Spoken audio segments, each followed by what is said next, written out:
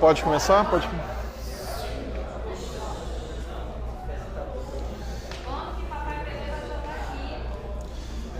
O Hangout já tá rolando? Ah, não, tá no Facebook, né? Ah, beleza, tranquilo. Beleza. Tá, pode começar então? Vamos. Bom, pessoal, a ideia é falar de um assunto que tem surgido bastante pra gente aqui, né? Que é a ideia de... Ô, peraí, o Kini-san. Pô, garoto rosinha. A ideia é a gente falar um pouco do que a gente tem percebido, né, de oportunidades e o que a gente está buscando de padronização, componentização e o que a gente chamou de Private PaaS, né? Que é uma iniciativa buscando que a gente se torne um híbrido entre modelo de plataforma, que vai entregar boas práticas e o que a gente tem praticado de uma forma um pouco mais escalável e fácil de implementar, junto do modelo de serviço, que vai seguir tendo uma participação importante, mas vai se tornar cada vez mais especializado para que a gente realmente gaste energia no que é importante e não em coisas operacionais que a gente possa transformar em componentes, né? Então, a ideia é basicamente essa. A motivação, uma primeira delas, né, é o desafio da gente entregar uma experiência realmente consistente, né, e uma qualidade diferenciada. Hoje, quando a gente chega num cliente novo, né, ele entende que a Rivendell está bem focada em Cloud DevOps, só que a gente sabe que na prática o que aconteceu em 4 anos, 5 anos de empresa não é a experiência de nenhum de nós individualmente. Ninguém viveu tudo isso que a gente está praticando, então se a gente depende que uma pessoa que vai trabalhar em qualquer coisa no cliente conheça tudo, é muito difícil. Ninguém vai conseguir ser tão profundo e tão abrangente numa série de coisas. Então, uma forma que a gente tem de fazer isso é transformar boas implementações e boas práticas em componentes que sejam mais fáceis realmente de implementar. Então, isso é um desafio interessante. Outra coisa que a gente quer, né, é que a gente consiga com isso sensivelmente reduzir a carga operacional do time. A gente não quer que ninguém fique configurando 50 vezes Zabbix e coisas de limpeza de disco nem nada. Isso é uma tarefa que, a princípio, a gente consegue implementar automatizado sem nenhuma grande peculiaridade, e com isso a gente sobra mais tempo para se especializar mais e mais, né? A gente quer muito mais focar em coisas que são mais ligadas à experiência do produto do cliente, mais ligadas à arquitetura e coisas que são realmente difíceis, né? Do que coisas que a gente consegue, uma vez bem implementada, transformar num bloco de código que consegue resolver aquilo, né? Então, esse é um outro motivo para a gente fazer isso, né?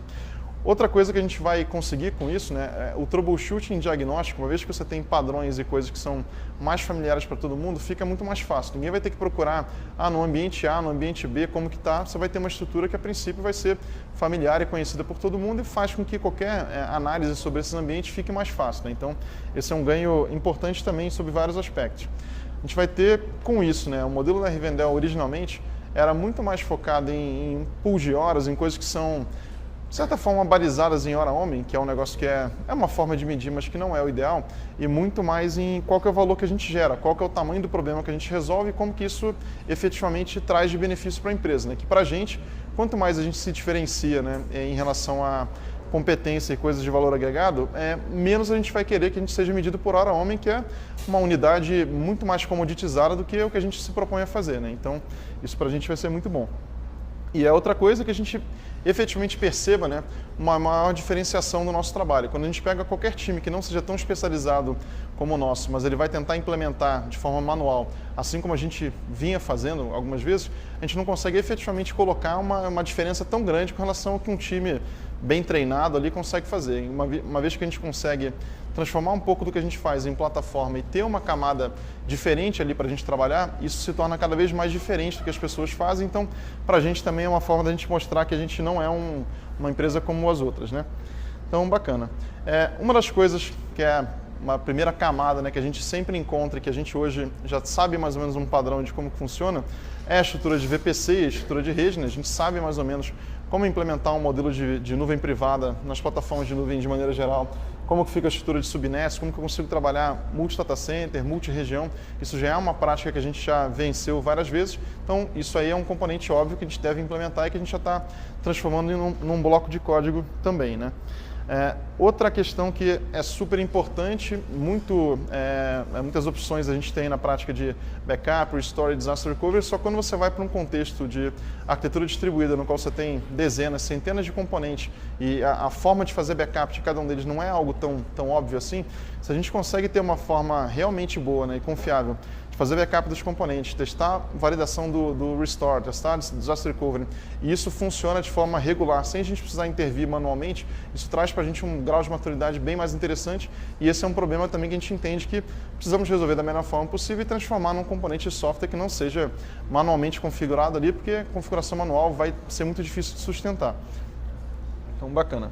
Na visão de log centralizado, né? A gente sabe hoje que assim, tem várias opções em relação a Stack ELK, Greylog, várias coisas, mas raramente a gente vai encontrar uma empresa hoje que realmente queira ver muito no detalhe como que está a stack de log dela se efetivamente estiver funcionando. Ou seja, se a gente pega como que a gente normalmente implementa hoje um Elasticsearch com Kibana ou com Greylog, isso estando funcionando bem, não é aí que o cliente vai querer ficar olhando, olha, como que está a minha configuração, XPTO, ele vai querer usar aquilo ali, ter uma experiência boa de consumo daquilo, estando confiável, ele vai topar as escolhas que a gente fizer para ele, então com isso a gente consegue ter um padrão cada vez mais maduro que coloca a gente numa visão bem mais interessante para trabalhar por cima, né? Com relação ao monitoramento, esse é um tema que hoje é um desafio considerável. O que a gente tem percebido? Né? A gente fazia bastante um monitoramento com foco em componentes de infrabase, né? Pegava servidores, máquina virtual, CPU, memória e disco, isso é uma parte importante, só que isso com plataformas de nuvem cada vez mais focadas em serverless, em plataforma como serviço e menos em infrabase e máquina virtual, isso já não resolve mais o problema. Né? Como que eu vou pegar, por exemplo, numa função lambda, algum comportamento importante com os Zabbix, por exemplo? É muito mais difícil. Então, o que a gente está tentando fazer é ter um monitoramento com algumas abordagens, né? Na prática, pegar o comportamento da infrabase ainda com os Zabbix, que é um cara muito rápido para pegar qualquer problema e incidente, mas entender que ele vai ser responsável por uma parte só do que a gente vai resolver e que o que a gente vai tentar complementar é basicamente acompanhar o que está acontecendo, né, de comportamento em latência, erro e várias outras coisas, tentar transformar isso numa forma de detecção automática baseada em análise de dados. Né? Ou seja, se eu tenho uma API minha que sempre retorna em 100 milissegundos, ela começa a retornar em 200, 300, isso provavelmente é uma degradação que daqui a pouco vai virar uma indisponibilidade. Se a gente consegue fazer isso de um jeito automático, basicamente acompanhando os endpoints e automaticamente fazendo as contas, né, de se eu tenho uma degradação ou não, eu tenho um trabalho muito mais efetivo do que ficar acompanhando isso manualmente e que automaticamente se calibra para acompanhar o comportamento da aplicação. Então, esse é um jeito diferente. Outra coisa que a gente está tentando fazer, né, é ter uma forma mais efetiva de acompanhar métricas de negócio. Né? Vamos dizer que eu estou com a infra da aplicação totalmente em pé, não tenho nenhum problema a princípio de infraestrutura, mas a aplicação não está funcionando. O que pode estar acontecendo? Né? É uma degradação externa do ambiente, alguma dependência, algum parceiro, alguma coisa que está acontecendo que foge ao nosso controle? Se eu consigo acompanhar métricas de negócio e perceber as anomalias delas, eu consigo pegar alguma coisa que extrapola o que a gente gerencia, mas que no final das contas é importante para o nosso cliente também. Né? Então isso é outro ponto bem interessante. E outro ponto final aí sobre monitoramento que a gente discutiu bastante, eu tenho agora arquiteturas distribuídas que eu posso ter dezenas, centenas de microserviços e componentes que estão distribuídos na rede. Se eu não tiver uma forma de fazer um tracing completo do que está acontecendo, desde do balanceador de carga até um componente por baixo, fica muito difícil a gente saber o que realmente está acontecendo. É muito ruído, muita informação que está solta por aí. Se a gente não tem uma forma de rastrear e acompanhar o que está acontecendo em cada cenário de erro, fica muito difícil. Isso também pede um ferramental que é diferente, que a gente está tentando primeiro resolver da melhor forma possível e depois transformar em plataforma também e com isso ter uma solução que em qualquer camada que aconteça um problema, a gente vai estar sabendo, vai conseguir lidar com isso da melhor forma. Bacana. Gestão centralizada de incidente já é um tema que é super comum para a gente, né? A gente já tem ferramentas que recebem incidentes de qualquer ferramenta e centralizam para a gente acompanhar o tempo que demora para alguém entrar em ação, o tempo que demora para resolver. Tem várias métricas de mean time to recovery, mean time between failures que a gente acompanha. A ideia é que a gente consiga fazer isso com um leque maior de ferramentas e os ambientes em geral que a gente acompanha possam ter qualquer degradação e a gente vai ficar sabendo de uma forma centralizada. Então é basicamente plugar isso em mais soluções e não mexer tanto nisso. Acho que isso já é um problema relativamente resolvido, né? Visão de gestão de chaves e credenciais. A gente sabe que é um desafio muito grande hoje não usar um Dropbox, não usar um Google Drive ou não usar alguma coisa assim para compartilhar chaves e credenciais. Tem formas que são super interessantes disso, porém o problema do acesso ele é algo extremamente granular, né? A gente tem acesso tanto a máquinas virtuais como a senhas de banco de dados, seja VPN, tem uma série de acessos que a gente tem que controlar e é difícil você ter uma solução única que resolva tudo isso. Então, esse é um dos pontos que a gente já tem algumas soluções sendo avaliadas. O Guacamole é uma delas, a gente tem a questão de chaves e credenciais no Vault também, tem uma série de coisas que a gente está validando. Isso é um problema que a gente entende que merece uma solução transformada em plataforma até para garantir uma governança ao longo do tempo, porque qualquer coisa que precisa ser removida, eu não posso remover de 100 lugares manualmente procurando ali se eu esqueci alguma coisa, né? Tem que ser uma forma tão automatizada e escalável como as arquiteturas que a gente tenta montar. Então, isso é uma das coisas que a gente também tenta resolver. Orquestração de containers, hoje a gente tem também algumas opções. Essa visão de containers em produção é relativamente recente, né? Até 2016, um ano e meio, 2 anos atrás, a gente tinha algumas aplicações em produção com container, mas eram tipicamente aplicações menos críticas, aplicações que não eram ali o core do negócio das empresas, e hoje, olhando para frente, já é uma realidade. Várias empresas que têm aplicações críticas em produção com container, isso só vai aumentar, né? E na prática, para a gente tem várias opções, tem Kubernetes, tem Docker Swarm, tem N opções. Para a gente, o que eu acho que faz sentido, né? Escolher uma opção que aparentemente funciona bem, pegar uma comunidade boa, como do Kubernetes, por exemplo, e abraçar uma solução que a princípio está sendo muito utilizada, que resolve o que a gente precisa, e entregar a melhor experiência possível de trabalho em cima dele, né? Então, eventualmente criar um componente como um passo por cima, como o Tsuru, o OpenShift, alguma coisa nesse perfil, parece fazer muito sentido, e aí efetivamente resolver os problemas que surgem quando você tem que monitorar uma stack que é diferente, né? O que a gente tinha de monitoramento, como a gente falou, em cima de infrabases, Zabbix, Nagios e tudo mais, não funciona nesse contexto. Isso pede soluções novas, como Prometheus e algumas outras que a gente está avaliando. Esse problema de rodar containers em produção, efetivamente sabendo bem como resolver qualquer incidente, qualquer questão, é um desafio que merece ser bem atacado, e a gente está tentando resolver de uma forma que seja bastante flexível, né? Que entregue uma arquitetura bem resiliente e o máximo possível flexível para qualquer aplicação. E isso é um ponto que também, uma vez que você enxerga isso, dá para entregar de uma forma no qual qualquer time consiga ter uma experiência diferenciada e ter autosserviço porque eles precisam, né? Então, isso também faz sentido na plataforma. A visão de Continuous Delivery e ALM, né, que é o Application Lifecycle, é basicamente a única forma que a gente tem de fazer isso tudo funcionar em escala, né? Se eu tenho uma aplicação hoje, em vez de uma aplicação monolítica única, eu tenho 20, 30 aplicações, não dá para fazer deploy disso tudo manualmente e garantir que tudo está funcionando bem, né? A única forma que a gente tem de fazer é efetivamente colocar todas as etapas, desde o controle de versão até o deploy, totalmente integradas num processo que a gente consegue acompanhar, e o orquestrador disso seja alguma coisa também testada, validada, que a gente consiga ter uma clareza do que está acontecendo, né? Nesse sentido, a gente entende que a questão dos pipelines e tal é super importante. A gente tem que ter alguma coisa que consiga casar com o workflow de desenvolvimento do time. Qualquer coisa que vá para qualquer ambiente tem que passar pela ferramenta de pipeline, e com isso eu também consigo rastrear tudo o que aconteceu de degradação ou de impacto de uma versão para outra, né? Tudo fica versionado como código, assim como as aplicações que a gente está trabalhando, né? Com relação a serviços de cache e banco de dados gerenciado, tem várias coisas hoje que a gente tem de patch sobre o banco, trabalhos preventivos e coisas de cuidado. Faz total sentido encapsular isso, assim como já existe o RDS, alguns outros serviços, o Elasticcache também, faz total sentido encapsular isso numa plataforma no qual eu consiga tratar de qualquer questão de upgrade de versão, qualquer questão de monitoramento e gerenciamento desses clusters. Faz total sentido que a gente coloque isso como uma etapa que a gente vai provisionar, e isso a gente entende que faz parte da plataforma também, né?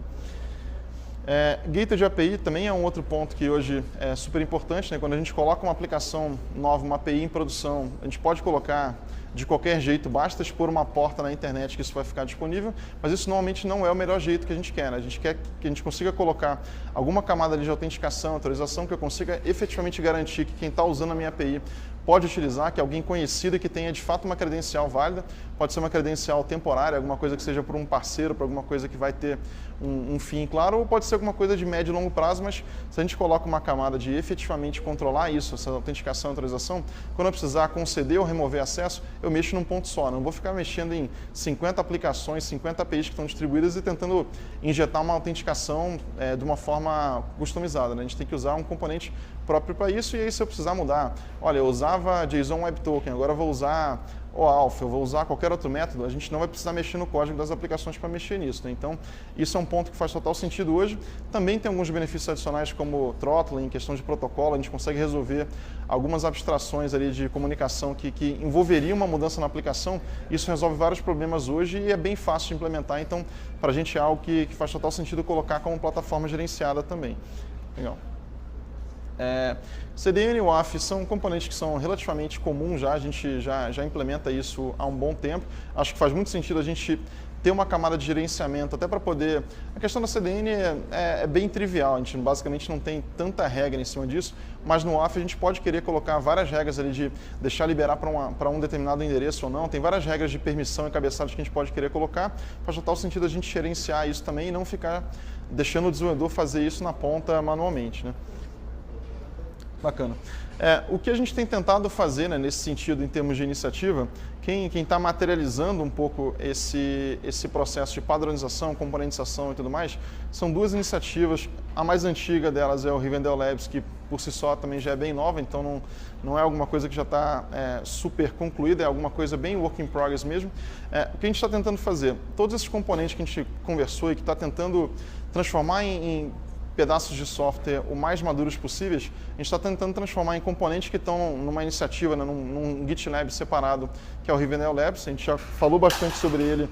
A ideia é que a gente consiga ter mais e mais pessoas e equipes contribuindo para isso, para que efetivamente esses padrões e componentes criados sejam o que a gente pratica no dia a dia. Não adianta a gente ter um super laboratório de P&D ali e a gente não aplicar isso. Então, essa iniciativa de pegar cada um dos ambientes e ver o quão padronizado ele está, o quão adequado e tentar transformar aquelas boas implementações em componentes é super importante. Isso, na prática, só vai ganhar vida se todo mundo quiser participar e quiser usar aquilo ali que está sendo feito e também contribuir. Acho que isso, hoje, a gente faz várias coisas que tem um grau de sofisticação interessante. Se a gente trabalhar um pouquinho mais, vira um componente super interessante, então isso é bem legal. E a mesma coisa que a gente está tentando fazer com relação ao componente Cloud, DevOps, SRE, a gente está tentando fazer com o time de dados também para resolver boa parte dos problemas que a gente tem hoje com agregação de dados das empresas, questão de múltiplas bases de dados, event streaming, vários problemas. É muito difícil hoje você fazer um projeto customizado, que é praticamente uma obra de arte, né? Uma complexidade muito grande. A única forma viável que a gente entende de fazer isso acontecer é a gente pegar e efetivamente transformar isso num componente multi-tenant que a gente consiga distribuir e fazer um trabalho mais especializado de ingestão de dados e trabalhar por cima disso, né? Não repetir aqueles projetos sempre da mesma forma. Então, são basicamente essas as principais iniciativas que a gente está trabalhando. Acho que é isso que eu queria falar e eu queria ver de vocês, né? Primeiro, o que vocês acham disso, se isso é uma iniciativa que vocês entendem que já está super madura para acontecer, o que vocês têm de preocupação, sugestão, o que vocês entendem que realmente a gente deveria fazer com relação a esses componentes e plataforma, e, enfim, ver efetivamente se todo mundo já está familiarizado com isso e o que a gente precisa para todo mundo contribuir. Então, beleza, pessoal. É isso aí.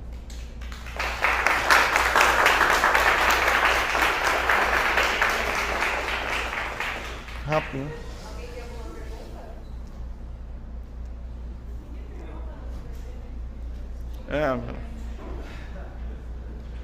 Pergunta.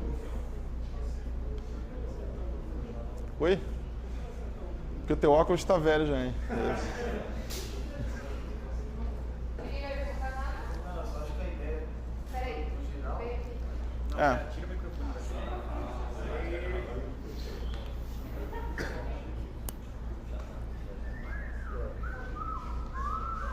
Eu acho que toda a ideia, no geral, toda que você apresentou é realmente muito boa, só tem a agregar. Eu acho que o que falta é mais uma iniciativa da nossa parte de alimentar isso, porque a gente tem, que nem a gente já falou, até o Biondo falou na outra talk, tem muito time que tem muita coisa, mas a gente não alimenta os outros com o que a gente tem interno. Então, acho que é mais uma parte, uma iniciativa, pode ser tanto os SMs começar a colocar isso, mas começar a ser mais ativo nisso. E até a gente tinha falado, pedi para o Thiago falar também, a gente tinha falado, peraí, 2 microfones é bravo, né? Uma coisa que a gente falou e vai tentar praticar com o máximo de regularidade é todos os dias, né, que tiver um Tech Talk, tentar fazer um update do que está acontecendo no Labs, né, quais são os temas que são mais importantes no momento, o que a gente já tem pronto, o que eventualmente a gente pode esperar na sequência. Tem alguns temas importantes também de monitoramento que são junto ali do Rivendell Labs, mas eu queria que o Thiago falasse um pouco do que aconteceu nas últimas semanas e o que a gente está fazendo por agora, né, nos próximos. Então, a gente está criando módulos para, principalmente focado um pouco principalmente focado para o projeto Backstage que a gente está desenvolvendo, algumas coisas de Docker já, com Kubernetes, alguma coisa de Grafana também a gente está desenvolvendo. Basicamente a gente está focando e a gente agora tem uma task, um um board no Trello para desenvolver e focar melhor nos componentes, né? Legal. Bom, bacana. Um ponto que a gente vai fazer, vai documentar na Wiki ainda bonitinho, até comecei com o Thiago que a gente deu uma revisada boa nos repositórios. Tem muito repositório, muita coisa pronta lá, mas para quem não está familiarizado ainda, não sabe o que tem pronto, é difícil saber o que já está finalizado ou não. Finalizado, na prática, nunca está pronto, né? A gente sempre pode melhorar alguma coisa, mas o que a gente já está usando em algum lugar, tem muitos desses componentes de infrabase, por exemplo, provisionamento de VPC, provisionamento de Consul, até acho que de Vault tem também questões de Greylog, algumas coisas que são, na prática, boa parte disso que a gente falou, muitos já estão ou com componente pronto ou com um componente perto de ser desenvolvido e ficar pronto. E o que acho que é o objetivo com vocês, né? Tentar perceber em cada ponto que vocês estão falando, estão praticando em algum cliente, se tem alguma conexão com isso aqui e você não está usando um componente ainda, primeiro ver, né, se já existe algum componente pronto que já possa ser usado e eventualmente poupar trabalho, ou se não existe e é alguma coisa que tem uma afinidade com a plataforma, não é alguma coisa que é específico para um lugar só, tentar já fazer isso, virar um componente e virar uma implementação que na prática vai ser provavelmente melhor do que você faria individualmente, né? Porque vai ter mais gente ajudando, vai ter mais gente analisando o teu código e contribuindo, então fica muito mais fácil a gente entregar alguma coisa que realmente vai ser uma boa implementação se a gente tiver mais ajuda. E é um modelo, embora esses componentes não estejam open source, talvez venham a ser open source em algum momento, não sei, se a gente tiver uma abordagem de todo mundo tentar colaborar em tudo que está nascendo, fica muito mais fácil cada componente que a gente ter ser um componente que a gente vai realmente confiar e querer usar, né? Então, isso acho que vale para qualquer sprint que vocês estão fazendo. Olha, eu vou implementar agora um novo Elasticsearch. Beleza, já tem um componente disso, vou implementar um MongoDB, vou ver o que eu tenho, o que eu não tenho. Fica muito mais fácil a gente ter uma linha de contribuição se em cada implementação a gente for buscar primeiro se já existe um componente pronto e só depois implementar manualmente alguma coisa nova, né? Então, acho que é bem isso que a gente gostaria, enfim, que na prática isso traga benefício para vocês e que vocês possam bastante, né, tirar o foco de coisas bem operacionais e poder estudar coisas que são mais avançadas e que eu acho que vão trazer mais prazer também para quem está implementando, né? Então, boa pergunta. Beleza.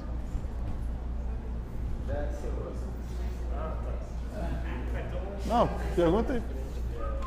Eu só queria, que assim, eu acho que a ideia ela é muito boa, mas ela está um pouco abstrata pra gente. Eu não sei se todo mundo tem essa visão, mas se de repente tivesse um hands-on para mostrar o painel, o dashboard, alguma coisa já que já está sendo feito para a gente ver e entender, olha, legal, isso daqui está tratando aqui. Legal. Deixa eu mostrar aqui, não sei se todo mundo já está com acesso lá.